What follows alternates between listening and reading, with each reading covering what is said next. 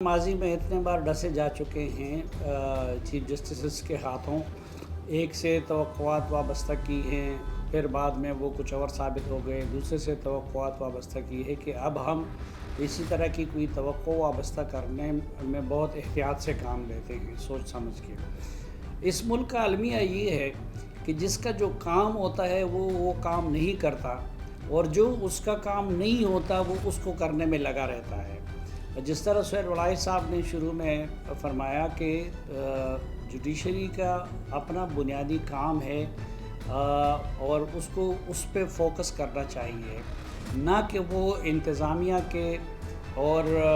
حکومت کے معاملات کو کرنے میں لگ جائے، ان کو ڈیل کرنے میں لگ جائے۔ مثلاً پاکستان کے اندر اس وقت آپ دیکھیں کہ خود جوڈیشری کے لیے سب سے بڑا چیلنج جس کی وجہ سے اعتماد اس پہ نہیں ہے وہ پینڈنسی ہے۔ سپریم کورٹ میں کتنی پینڈنسی ہے، پھر ہائی کورٹس میں کتنی پینڈنسی ہے، پھر ہمارے لوئر کورٹس میں کتنی پینڈنسیز ہے۔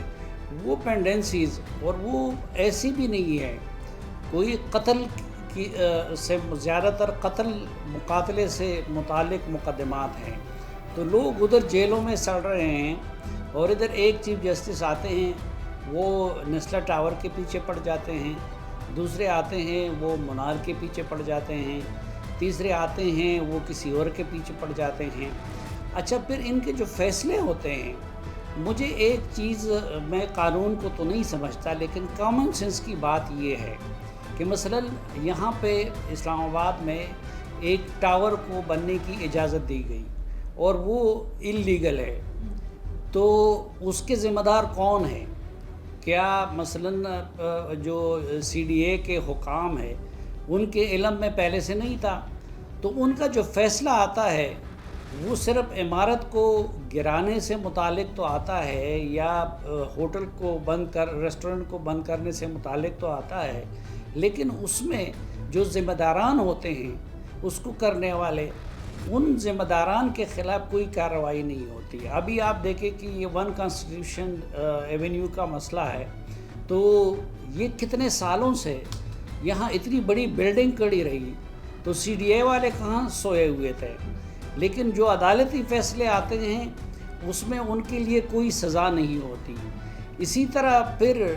یہ بھی ایک معاملہ ہے کہ اگر جن ججز نے اپنی ذاتی خواہشات کے لیے اور اپنی ذاتی انا کی تسکین کے لیے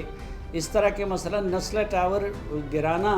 وہ صرف ایک ٹاور کا گرانا نہیں تھا۔ پہلی بات تو یہ ہے کہ یہاں پہ ایک ٹاور بن رہا ہے، میں اگر اس میں فلیٹ لینا چاہتا ہوں تو اس میں جا کے میں ان کے کاغذات تو چیک نہیں کرتا کہ آیا وہ قانونی ہے یا نہیں ہے، لیکن جب میں اس کو کھڑا ہوا دیکھتا ہوں تو میں اس سے یہ مطلب لیتا ہوں کہ سی ڈی اے سے انہوں نے منظوری لی ہوگی، اور وہ سب اپنے بارے میں یہ دعویٰ بھی کرتے ہیں۔ تو وہ جو مکین تھے نیسلا ٹاورز کے، ان بیچاروں کا کیا قصور تھا؟ ان لوگوں کے نقصان کی تلافی کیسے ہوگی؟ یہ اتنے سال جو وہ در بدر رہے، تو وہ اب ان کو کیسے گھر دیے جائیں گے اور کیسے سر چھپانے کی جگہ دی جائے گی؟ تو پھر ایک اور نقطہ جو کامن سینس وہ کہتا ہے کہ جو ذمہ دار ہے، جس طرح میں نے عرض کیا کہ سی ڈی اے یا ایل ڈی اے یا کوئی دوسرا اگر ذمہ دار ہے تو اس کو فیصلے کے وقت ذمہ دار قرار دلوانا چاہیے۔ اسی طرح جج صاحبان، یہ بٹی صاحب نے پہلی مرتبہ بڑے کام کی بات کی ہے کہ جو جسٹس گلزار صاحب ہیں ان سے بھی کچھ، تو ان پہ بھی کوئی جرمانہ عائد کرنا چاہیے تھا نا۔ ہاں، اور فائز عیسیٰ صاحب پہ بھی کہ ایک انہوں نے اپنی خواہش کی تسکین کے لیے، کیونکہ آج انہی جیسے ججز نے ان کے فیصلے کو غلط قرار دے دیا ہے اتنے سالوں کے بعد، اور ہم تو چونکہ اب جو آخری فیصلہ ہے اس کو مانیں گے، تو سوال یہ ہے کہ ان لوگوں کو بھی، ججز کو بھی اس غلط فیصلوں کا کوئی سزا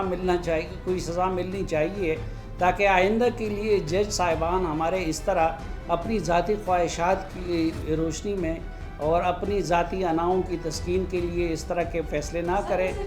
اور انتظامیہ کے کاموں میں مداخلت نہ کریں، اپنے کام سے کام رکھیں۔